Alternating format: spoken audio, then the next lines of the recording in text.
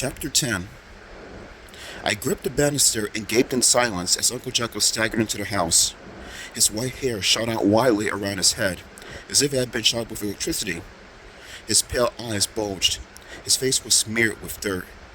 He didn't see me. He shut his eyes tight as if he were in pain. He uttered a low groan as he bumped the door closed with his shoulder. The sleeve of his black overcoat was ripped at the shoulder. His blue work shirt had come untucked from his pants. Long muddy smears ran down the front of the shirt. Most of the buttons were missing. Wheezing loudly, Uncle Jekyll lurched across the front entryway. His boots left a trail of muddy prints on the floor. The legs of his pants were stained when knee torn. I gripped the banister tighter. I wanted to disappear. I didn't want to see him there. I didn't want him to explain where he had been or what he had done. I didn't want to know. It was all too terrifying. Heidi? I shuddered when he rasped my name.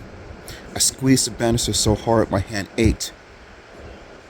Heidi, what are you doing down here? He demanded, moving closer, eyeing me warily. I couldn't sleep, I choked out. I heard noises, screams and things. He tried to push down his hair, but it remained wild and standing straight up. His pale gray eyes searched my face, as if trying to see inside me, to find out what I knew, what I suspected.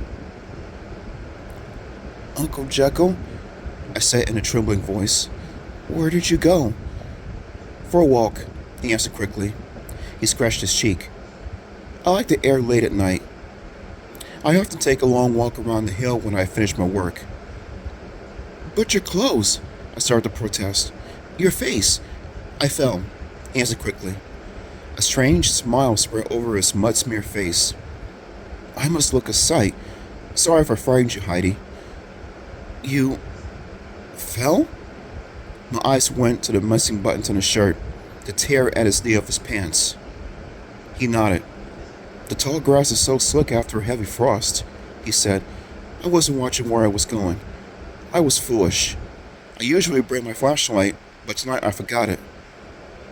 And you fell? Are you hurt? I asked.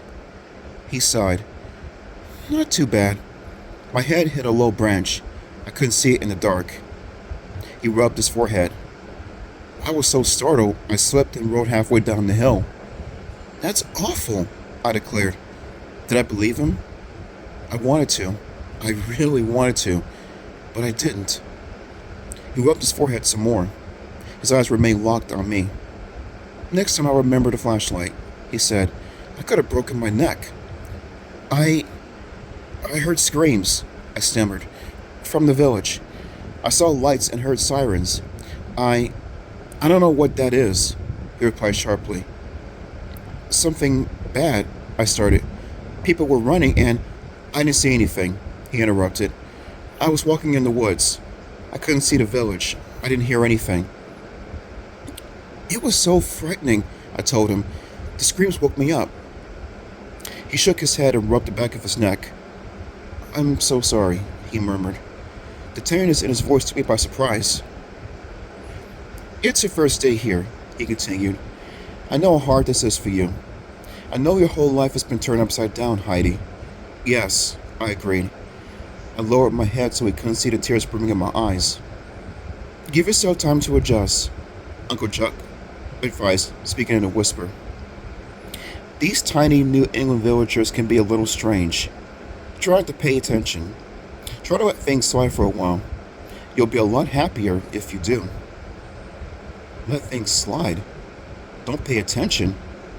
What was he saying? That I should ignore the screams and the sirens and people running wildly through the town?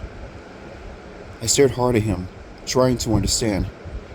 He said I'd be a lot happier if I ignored what I heard and saw. Was that advice from a caring uncle? Or a threat?